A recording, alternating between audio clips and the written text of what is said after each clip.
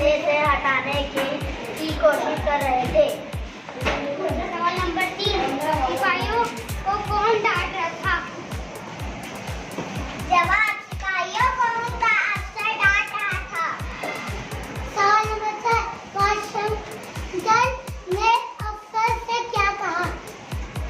जवाब, वाशिंगटन ने अफसर से कहा कि भाई इन सिपाहियों को डांटने की बजाय तुम इनकी मदद क्यों नहीं करते।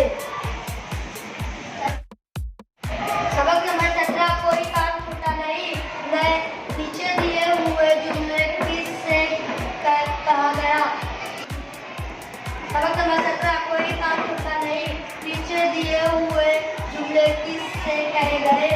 नंबर 1, एक आदमी के बढ़ने से ताकत बढ़ जाएगी, अफसर से कहा गया। नंबर 2, मैं